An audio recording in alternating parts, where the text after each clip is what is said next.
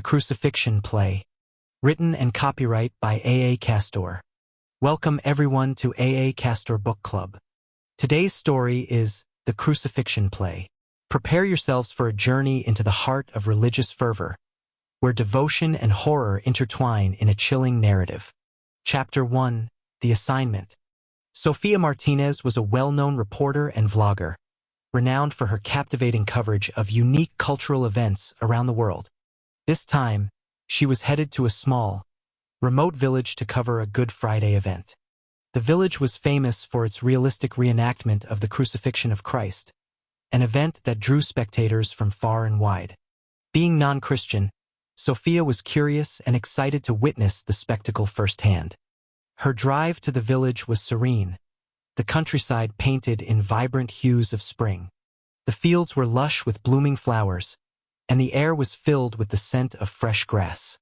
Birds sang merrily as they flitted from tree to tree, creating a picturesque backdrop for her journey. Sofia's car rolled down the narrow, winding roads, flanked by dense forests on either side. The isolation of the village became more apparent as she drove deeper into the countryside, the paved roads giving way to gravel paths. As she arrived, she was greeted by a crowd bustling with anticipation. The villagers, dressed in period attire, were preparing for the event with fervent energy. Wooden stalls lined the streets, selling handmade crosses, rosaries, and religious icons. The air was filled with the aroma of incense and the sounds of hymns being sung by a choir. Sofia set up her equipment, eager to capture every moment for her viewers. Chapter 2. The procession begins. The church bells tolled, signaling the start of the ceremony. The sound was deep and resonant, echoing through the village and into the surrounding woods. Sofia watched as the priest, clad in ornate vestments embroidered with gold and silver thread, blessed the congregation. The air was thick with incense, the fragrant smoke swirling around the altar.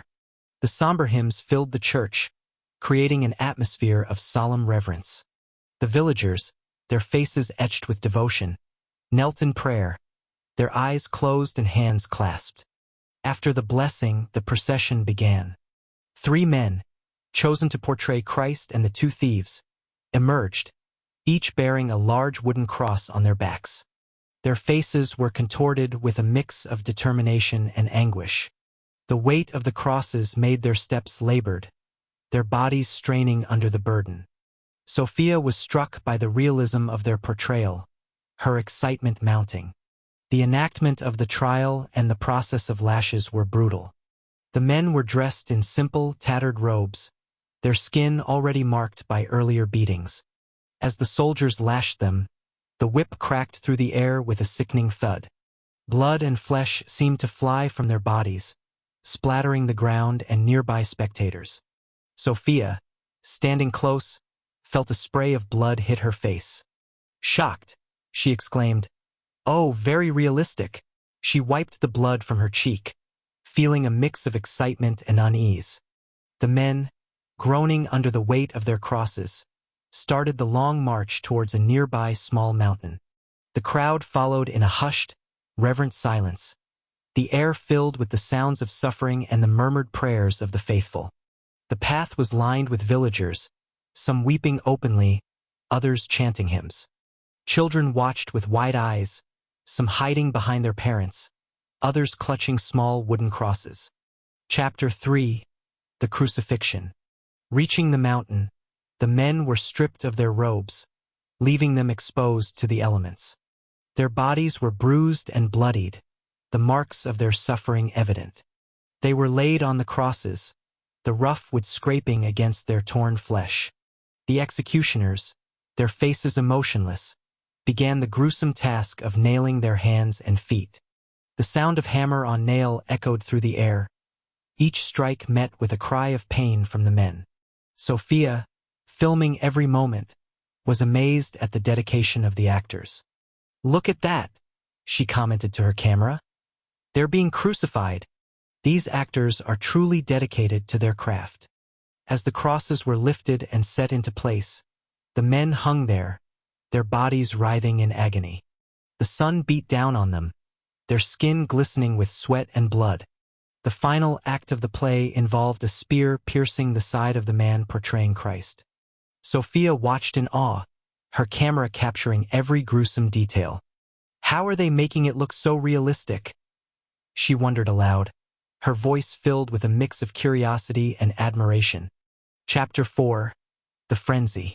The crowd, now filled with a religious fervor, surged forward to touch the actors. Some tried to collect the blood, believing it to be holy. Sophia moved through the throng, interviewing the spectators. One man, his eyes shining with devotion, said, "I am happy to be here because my sins are forgiven." Others echoed his sentiment, their faces alight with a disturbing zeal. As the day wore on, the actors grew still. Their labored breathing ceased, and Sophia noticed that they weren't moving. "Are they okay?" she asked one of the nearby villagers. The villager smiled serenely. "They are with God now." Sophia's heart pounded as she turned to the priest. "What do you mean they're with God?" The priest, his expression calm and beatific, replied, "Their souls are now with God. One should not focus on the body but on the soul." Sophia's mind reeled. "You mean, they're dead? They actually died?" The priest nodded. "Yes, they have made the ultimate sacrifice. Their souls are now in paradise." Sophia was horrified. The reality of what she had witnessed began to sink in. The actors had not been pretending. They had been genuinely crucified and had died on the crosses. Chapter 5. The Horrific Realization. The crowd, now in a frenzy, began to worship the dead bodies on the crosses. Some climbed up to touch the lifeless forms, while others collected blood from the ground, smearing it on their faces and clothes. The air was filled with a cacophony of chants, prayers, and sobs. The once somber and respectful crowd had transformed into a frenzied mob, driven by a desperate need for redemption and salvation. Sophia, deeply disturbed, began to pack up her equipment. She had to leave to process what she had witnessed. As she drove away, the haunting images of the crucifixion replayed in her mind. Back in her studio, Sophia edited the footage, her hands shaking. The video she uploaded went viral, sparking outrage and horror across the globe. Authorities descended on the village, but by the time they arrived, the villagers had vanished, leaving behind only the blood-stained crosses. Sophia's career was forever changed. The images of that day haunted her dreams, a constant reminder of the dark side of human devotion. She had uncovered a story unlike any other, a chilling testament to the lengths people would go to in the name of faith. And somewhere, in a hidden corner of the world, the ritual continued, waiting for the next unsuspecting soul to bear witness to the ultimate act of devotion. The Crucifixion Play. Chapter 6. The Interview. Months passed since the event, but Sophia couldn't shake the memories. She decided to interview experts to understand the depths of what she had witnessed. Dr. Michael Evans, a renowned religious studies professor, agreed to meet with her. "Dr. Evans, have you ever heard of anything like this?" Sophia asked, her voice trembling slightly. Dr. Evans nodded slowly. "Yes, in various forms. Throughout history, there have been extreme sects within religions that take their practices to dangerous levels. What you described sounds like a modern-day manifestation of an ancient ritual." Sophia leaned forward, her curiosity piqued.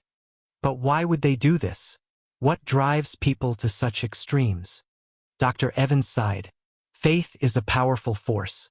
It can inspire great good but also lead to dark and destructive behaviors. In some cases, it's about achieving a sense of closeness to the divine, to feel the suffering of their deity in the most visceral way possible." Sophia shuddered at the thought. "Is there any way to stop them?" "It's difficult," Dr. Evans admitted. "These groups are often secretive and deeply ingrained in their beliefs.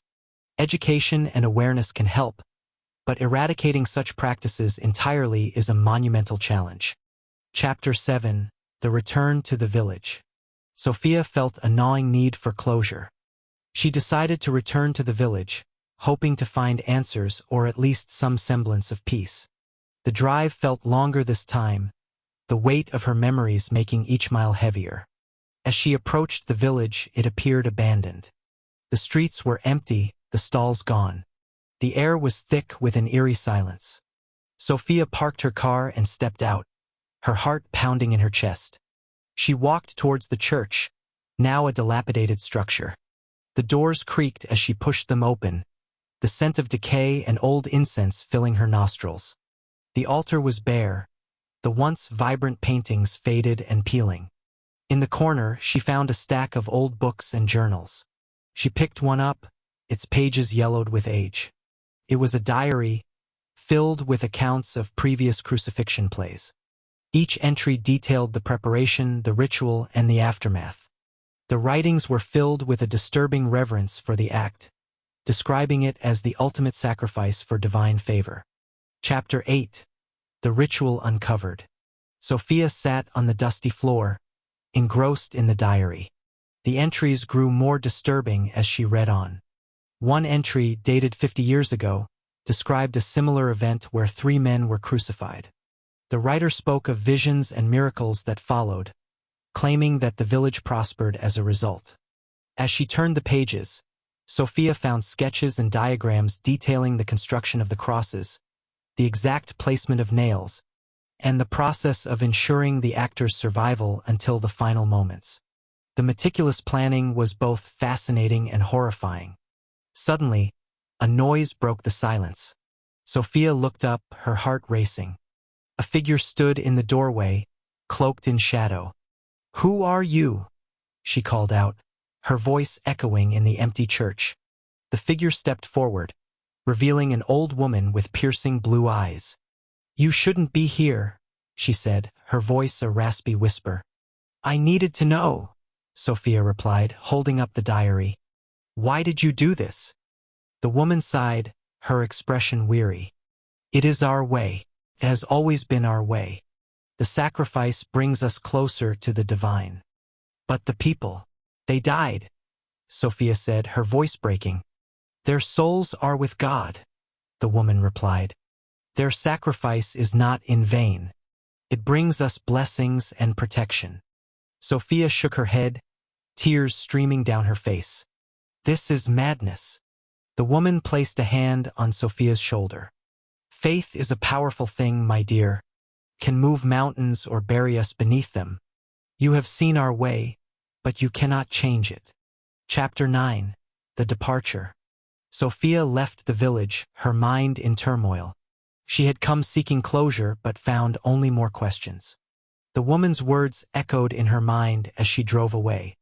The sacrifice brings us closer to the divine. Back in her studio, Sophia pored over the footage and the diary.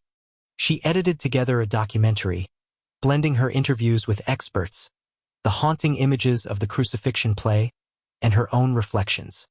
The final product was a chilling exploration of faith taken to the extreme. The documentary was met with critical acclaim, sparking conversations and debates worldwide. Some viewers were horrified, others fascinated. But for Sophia, it was a way to process her experience and share the truth with the world. Chapter 10. The Epilogue. Years later, Sophia visited Dr. Evans again. "Do you think they'll ever stop?" she asked, her voice filled with a lingering sadness. Dr. Evans shook his head. "Human nature is complex. As long as there are those who seek to prove their faith through extreme measures, such practices will continue in one form or another." Sophia nodded, accepting the harsh reality. She had uncovered a dark secret, one that would stay with her forever. The images of that Good Friday would haunt her dreams, a constant reminder of the fine line between devotion and madness. And somewhere, in a hidden corner of the world, the ritual continued, waiting for the next unsuspecting soul to bear witness to the ultimate act of devotion. Thank you for tuning in to today's episode. If you enjoyed the story and would like to hear more, please share this podcast with your friends and rate it on your favorite podcast platform. Don't forget to visit my website at www.tonyc.info for more content, updates, and exclusive behind-the-scenes insights. This podcast is mainly supported by listeners like you. If you want to help keep the stories coming, consider supporting me on Patreon at www.patreon.com/JTAC. Even just $1 a month makes a huge difference and helps me continue to create the content you love. Thank you again for listening. Your support means the world to me. Until next time, stay safe and keep exploring the unknown.